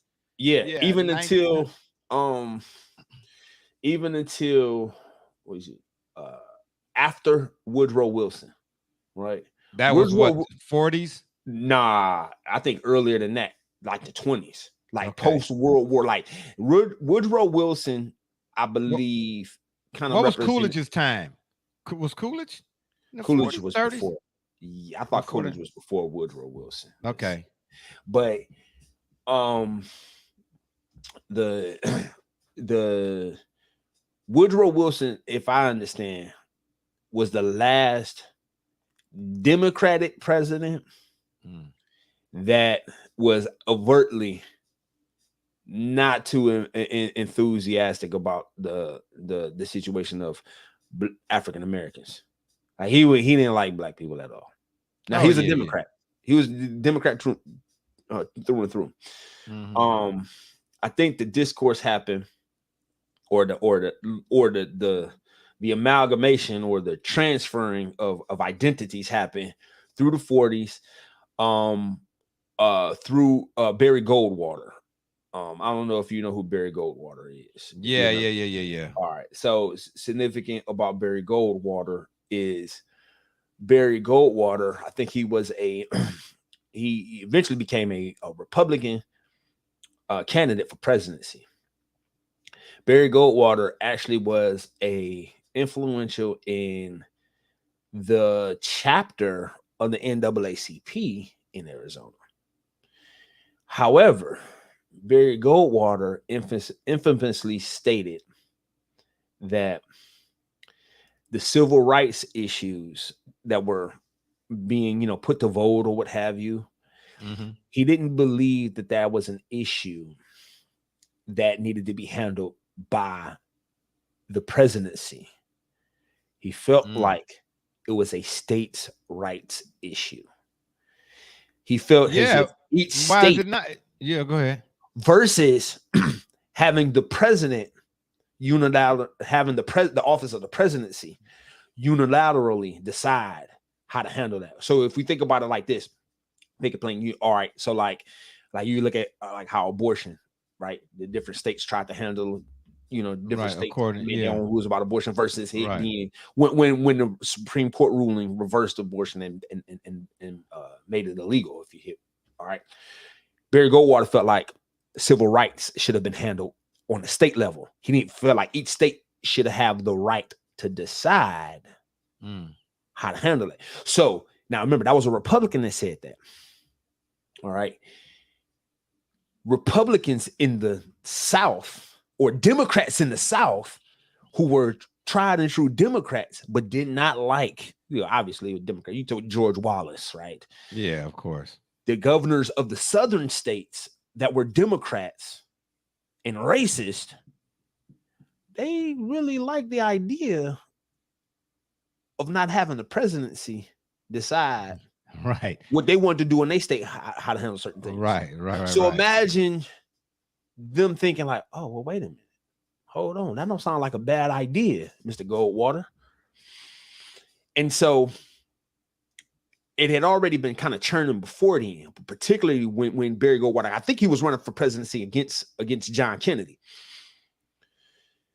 So when that happened, that was a signal like, hey, yo, maybe we need to give him more support, because we really like to being able to handle our thing in our own state. So that way we can that way we can handle it the way we want to. Yeah, we can police ourselves. Exactly. And because of what they wanted to do with the policing, because they knew what would happen if it got handled by the presidency, you knew what would happen, right? So they was like, well, no, let's get somebody in there to help us regulate it ourselves. So this is where you got the what they call like the Dixiecrats, what have you. Right. So the transferring of beliefs, if you will, came. It was already turning before that, but it definitely picked up steam once the issue of civil rights and how it should be handled was made. A position was taken by a Republican in that manner. Because then they all was like, yeah, no, we like that idea. The Alabamas and the Arkansas and the Georgias and the Tennessees and what have you. So this is where things started to turn. And they've spun that way, and they spun out of control. And they've been spinning separate ever since. Like I said, I really feel like we're very divided, man, and it's very concerning. Yeah, and it seems like as each day passes, the divisiveness again it's more and more pronounced. Yes. Before you came on, man, Double J had and I'm kind of like getting texts and stuff as we talk here. Yeah. Still can't get the gist of what really went down. But apparently it was some type of mass shooting downtown Cleveland, bro. No. Yeah, some type of mass shooting. I just had to check on my son to find out because I think he worked at some hotel right around down there. Yeah. And I just checked on him. He said he good or whatever. But I don't even know. I'm trying to stay focused right here and look at my phone and do all of that and stay on topic or whatnot. So, but nobody's really giving me anything. And what I'm looking up here is just really not it's not definitive enough, man. Yes. Yeah. So anyway, I guess if I get something from somebody that kind of like concrete, I'll share it with you all here. But yeah, man, at the end of the day, that video. So when people ask me, man, who you voting for, what does it mean to be a Democrat? What does it mean to be a Republican? Yeah. Some people are what they are in terms of party affiliation and have no clue what the party's supposed to be standing for. That's I'm talking about. And them is the folk that be in front of me at the polls going in the booth. They just voting for somebody because they see the guy on TV all the time. Right. You understand what I'm trying to say? They buying Colonial Penn, not because this really is what it say it is, but because Alex Trebek was selling it. Listen, I remember at a time I was probably far more let's say conservative or Republican than I am now. I definitely was. And I remember having this barbershop debate. And we got to talking, and it was kind of clear at that time what my positions were. And so this guy said, man, I'll never vote for a Republican ever in my life. I'll never vote for a Republican. I'm always going to vote Democrat, that. And so he said, and so I was like, oh, for real, you would do that for so sure? What about certain things? We were explaining different issues, and he got to read in between the lines, like, yeah, oh, okay, so you a Republican, huh? So you one of them, huh? I said, oh, so you brainwashed. And when he said brainwashed, man, I was like, wow. I was like, he did it. I couldn't wait because I was hearing it. I was hearing it from him. I couldn't wait for him to say it. He said I was brainwashed. And I said, man, and this is where the whole shot took a turn. I said, it's interesting you would call me brainwashed for voting 7 out of 10 times as a Republican when you vote 10 out of 10 times as a Democrat. Yeah, bro, like the next thing out of his mouth was, man, what you think the Sixers gonna do in the draft, bro? Like we had been on this thing for a minute, and then it got hot, and you know what I'm saying? Yeah, I was like, whoa, like wait a minute, bro. Yeah, turn that page. Yeah, that's what you do. Turn that page. I'm looking for the something South here. Bend, Indiana. What'd you say? Yep. Uh-oh. Who you trying to recruit now? The Pistons already got everybody. You trying to get Dame Lillard? What are you doing? What are you saying there, Double J? What are you doing? Oh, why can't I find my? You know what they say about sheeple? Yeah, Aiden. Yeah, Aiden was. His games are there, and so. Oh, now your audio is choppy. You sound like you got a frog in your throat. That's because people are texting me and calling and stuff at the same time. His ride, I wasn't supposed to go today. His ride, they spilled oil on the highway, and wow, that's not good. So they got to get towed back, and that means they need somebody to come and grab them. Yeah. They're about 45 minutes away. So those BMWs, I tell you. Yeah. Double J, no, yeah, me too. Whatever you did when you talk, that's not I don't think that's a text, somebody texting you type issue. I think that's your audio sounds is like you got the air conditioner on. Yeah, do you have anything on in the car? You're in the car now, right? Crazy, of course I have the AC on. It's now you sound much better. So what I suggest you do is do what Jim Carrey did in Ace Ventura, Pet Detective. I suggest you roll the window down and stick your head out the window. Catch it in your teeth, buddy. I'm just saying, catch it in your teeth. Anyway, right quick, there was a post put up that I saved to my phone. Anything I post or repost or read, is one of them things, not because it's popular, but because it's like an application I take it with me in this walk of life. Okay, something that I think will be of some benefit, right? If sheep could vote, they'd pick the guy who feeds them, even if it's the same person who will slaughter them later. That's what I see happening. Oh my gosh, what are you doing? How are you changing your background here? What's going on with this? What's going on with this show today? Why's your background? Why are you using green screen? Because now your background looks terrible. It's just a blur. So I'm gonna focus on you. Oh, okay, got you. Oh, okay, got you. Yes, okay, shout out. I missed the connection. All right, got you. Hold on, we got a message coming here in the private chat. Man, got a lot going on today.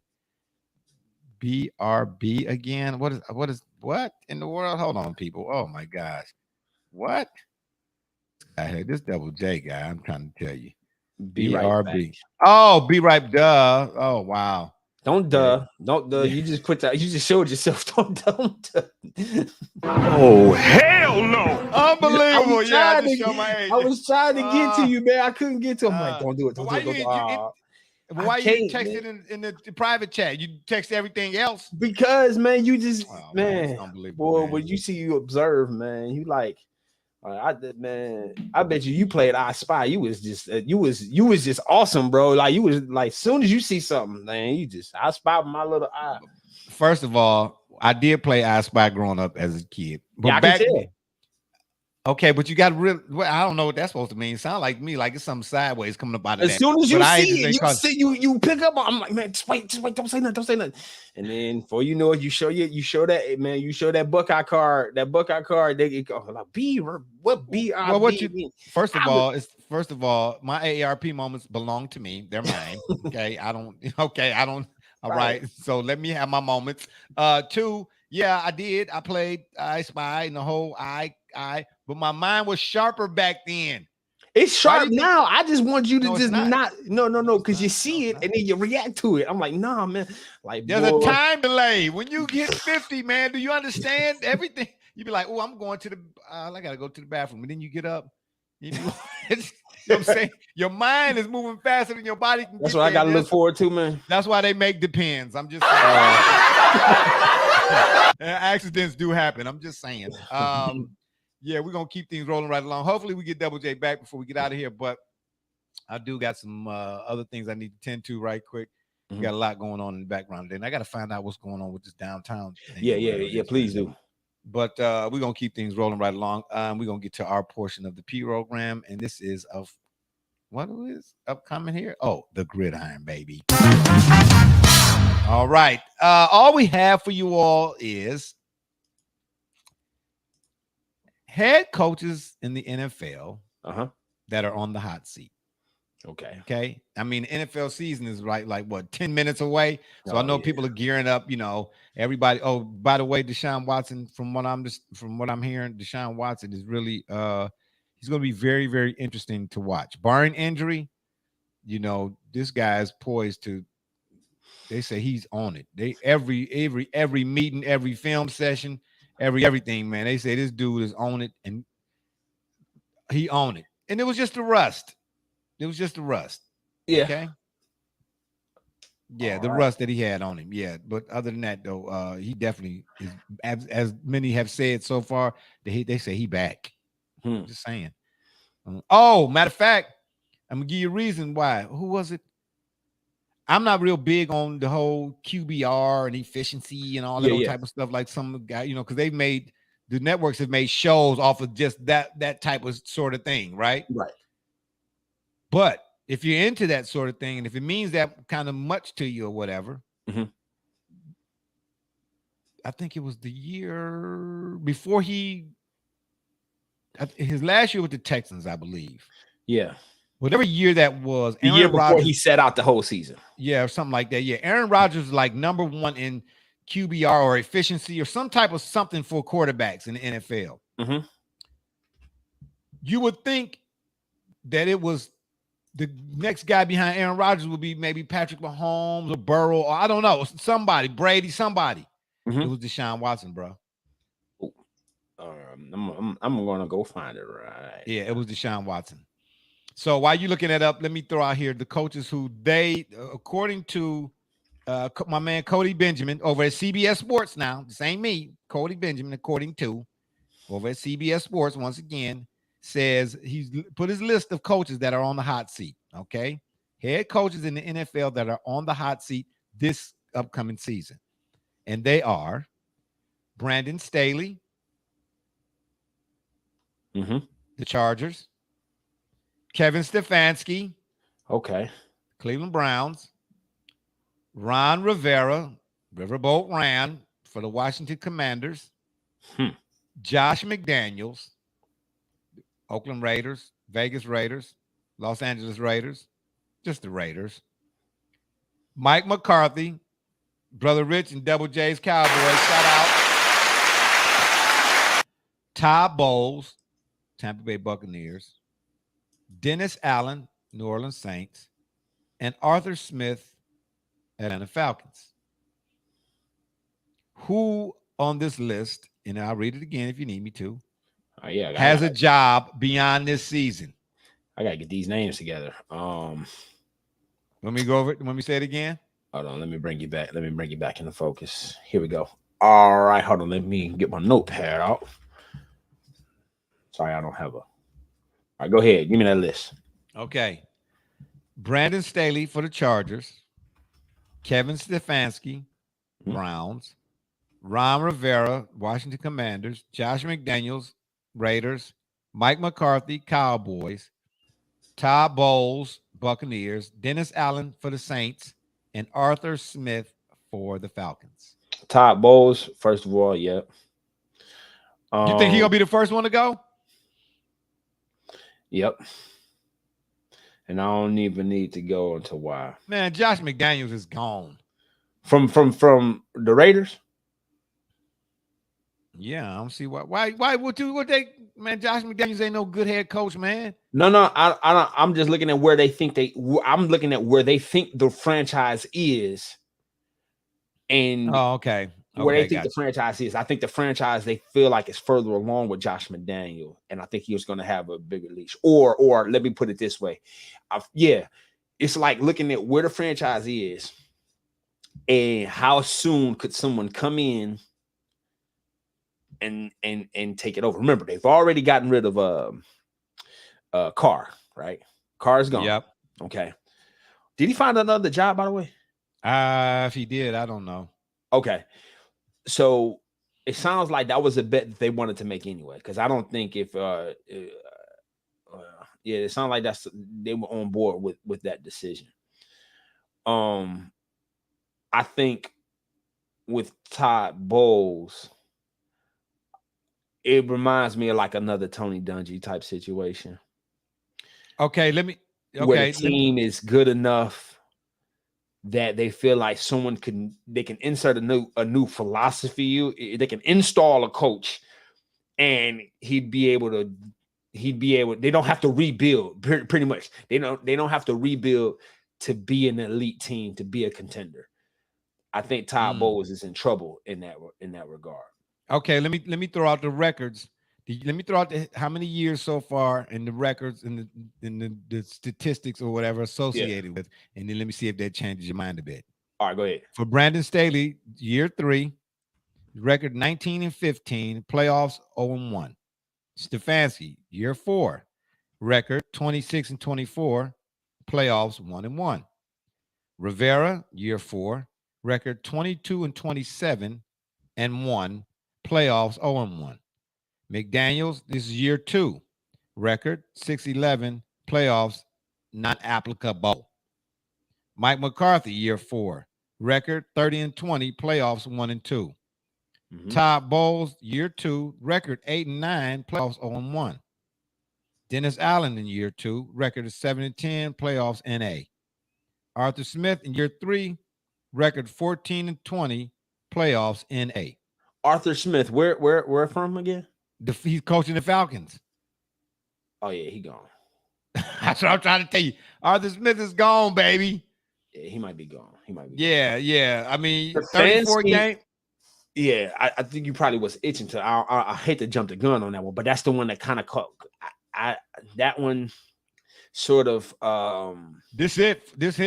this is his like he's got to be able to, they got to win a playoff game. They got to they got to win the playoff game. I think for them, you know what, because of how heavy the investment in Deshaun Watson is, it's only too much because of how much they invested in Deshaun Watson. Get what I'm saying? Like it's worthwhile to try to get him.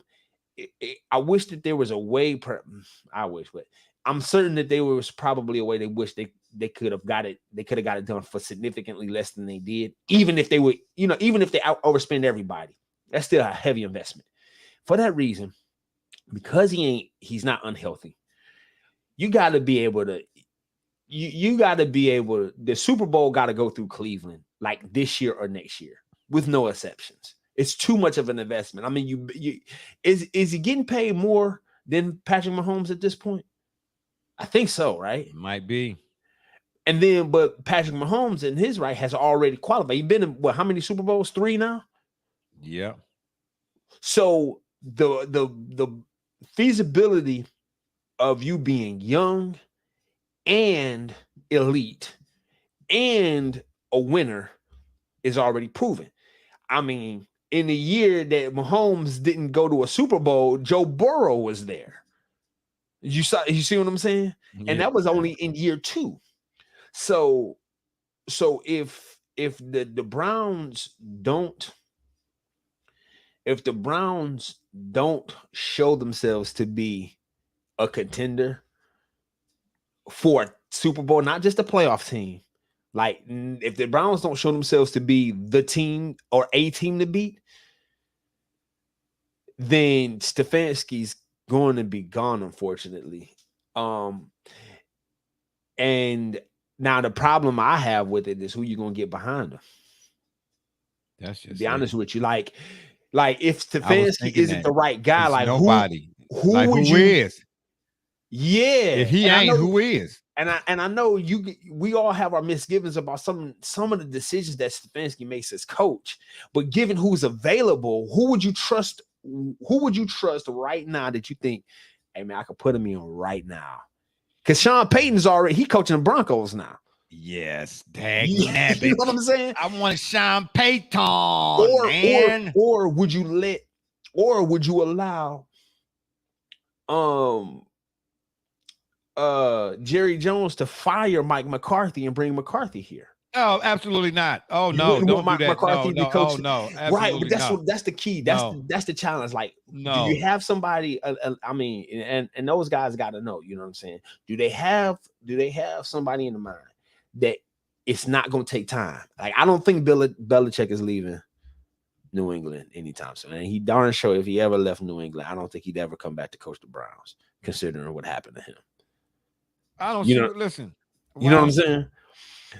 Like, I don't see why not. Yeah, but so that's the trouble. So for that reason, perhaps Stefanski's job may be saved, because what better mind do you think you can have to make that team a Super Bowl contender? Like, it needs to be okay. Well, then, if that's the case, do you think that he has the incentive to really put his best foot forward?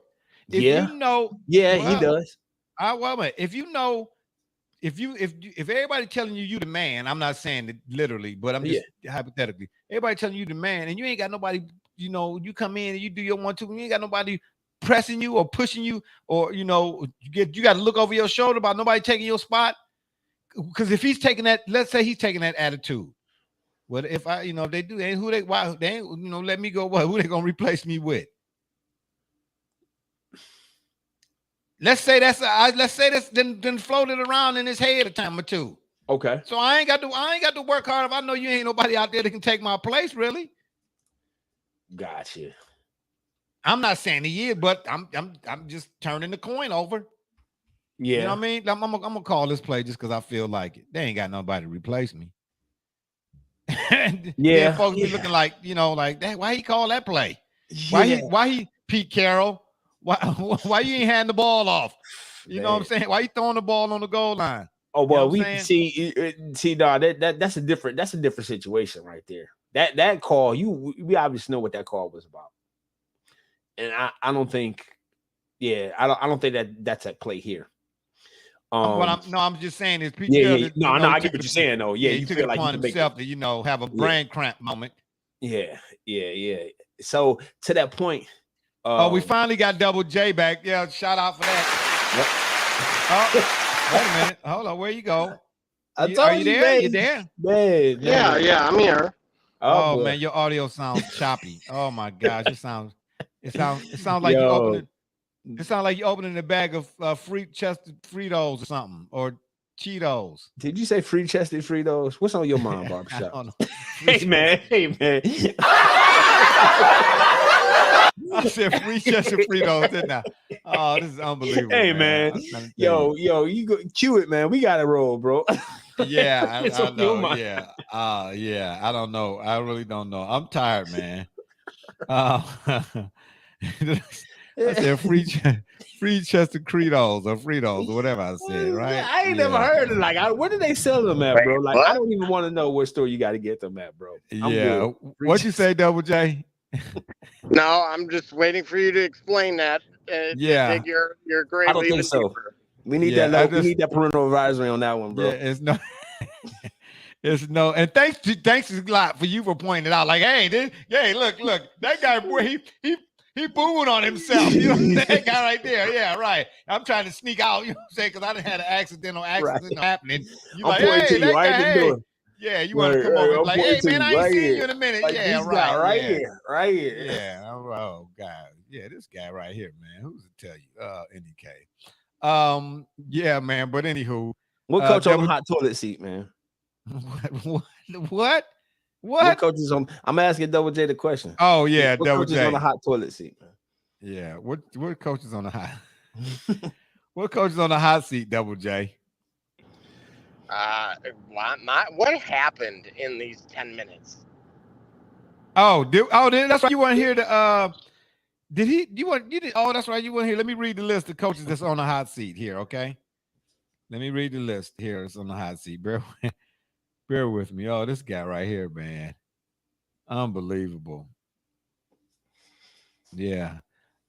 Here I thought we were auditioning to replace Stephen A and them at ESPN first take. I guess that ain't gonna happen. Anyway, the coaches that are on the hot seat, because Gully got to get out of here in a minute, and so do I, unfortunately. In the NFL this year, excuse me, this is for the Gridiron portion of the program. Brandon Staley, Kevin Stefanski, Ron Rivera, Josh McDaniels, Mike McCarthy, Todd Bowles, Dennis Allen, Arthur Smith. These are the coaches, according to Cody Benjamin from CBS Sports, these are the coaches that are on the hot seat going into this upcoming NFL season. I'm asking, which one of these guys has gone first? Or who's on the hot seat right now that might not end up losing his job for another 2-3 years down the line? Well, it's naturally too early to say because, it's results driven in the NFL, and that's why it stands for not for long across the board. Run them playoff numbers. Okay, exactly. Okay, you said it's results driven. Okay, well then let me add this then. Now I didn't want to cut you off, Double J, but you spoke right into the you did. You kind of like walk right into it. Okay. For Brandon Staley, this is year 3. His record is 19-15. Playoff record 0-1. For Kevin Stefanski, year 4, record 26-24. His playoff record is 1-1. Ron Rivera, year 4, his record overall 22-27 and 1. That one tie, I guess. And his playoff record is 0-1. Josh McDaniels, year 2, his record is 6-11. Playoffs need not apply. Mike McCarthy, year 4, his record is 30-20, and his playoff record is 1-2. Todd Bowles, year 2, record 8-9, playoffs 0-1. Dennis Allen, year 2, his record is 7-10, playoffs NA. And then you got Arthur Smith for the Falcons, year 3, his record is 14-20, playoffs NA. N/A, non-applicable.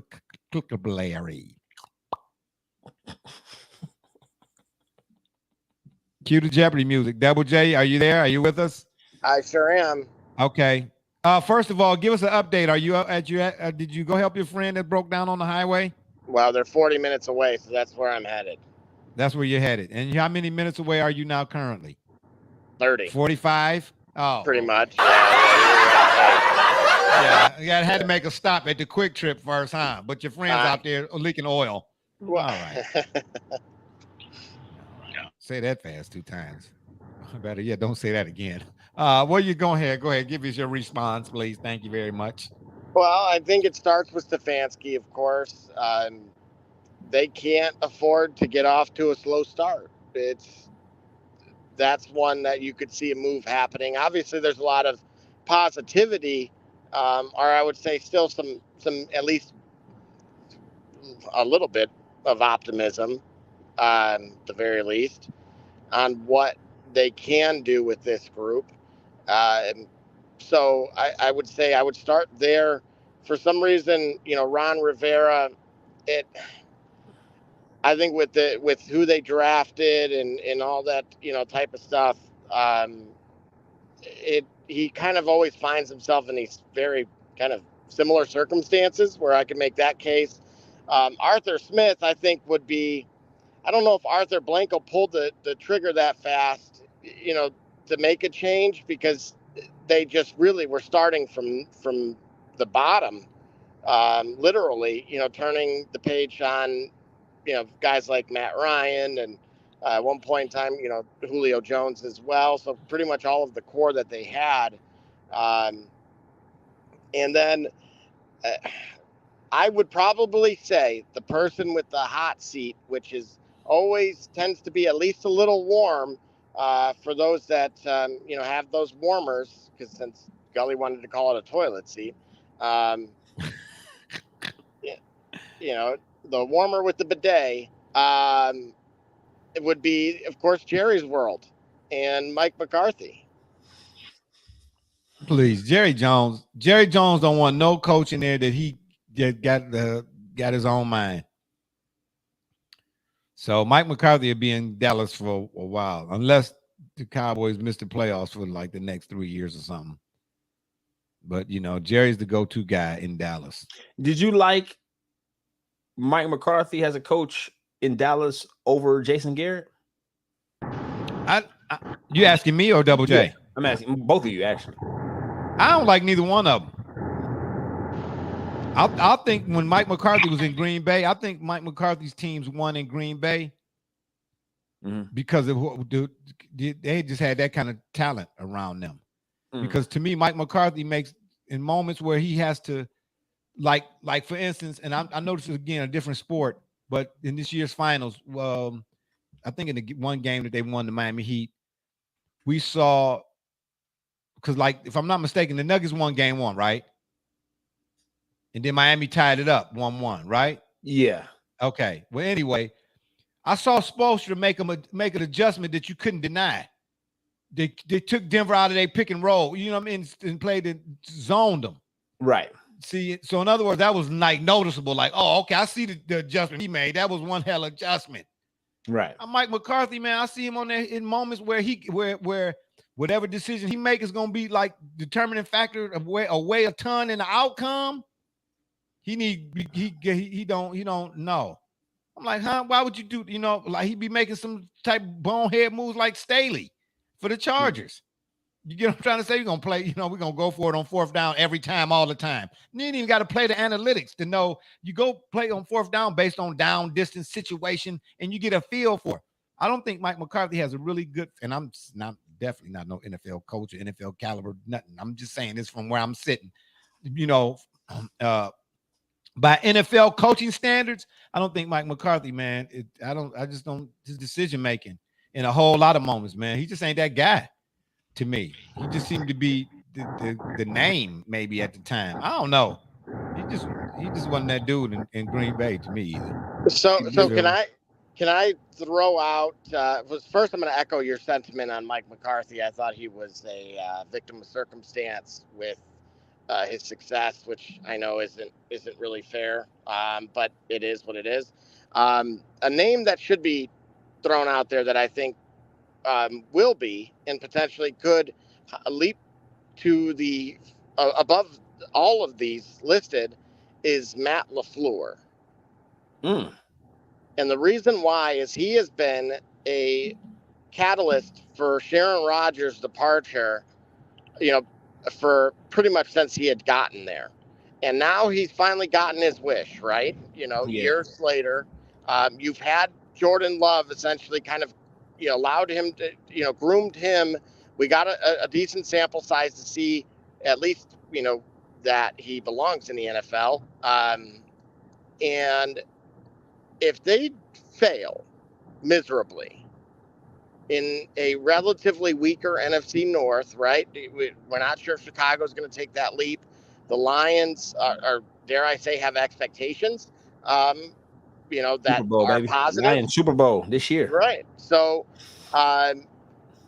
if they find themselves in third or fourth in the NFC North, how could you not make the case to fire him when you were a catalyst for getting rid of a NFL Hall of Famer? Well, that's a good question. I couldn't even answer that, to tell you the truth. No, it's very simple. You're right. Like, yo, you said you can do it without us. Like, this guy's a Hall of Famer. Let's go ahead. Be better without us. But I don't want to know something interesting about this too, is where Rodgers landed, which is, remember, Matt LaFleur and Robert Saleh both started together here locally in Dearborn Barbershop, where you've been. So that's where Saleh's from. They started with Dearborn Fordson High School, and then, of course, went to Central Michigan. That's where they had the likes of guys like Antonio Brown. And so they've, from one to be viewed as trash and the other to be treasure, really speaks to the differences in ideologies, despite Saleh being a defensive-minded coach. He knows that's what it takes to win. And that's why, personally, I think that, the Jets should have expectations. But I also why I believe that you should fire the other if the one succeeds with the person you were so adamant of getting out of the picture. Well, ain't nothing else I can say except for and on that note, I'll leave you without a quote for today. Unfortunately, it's been fun, but we got to run. Don't forget to check us out every Sunday at 12 on the PM side, right here on the yard.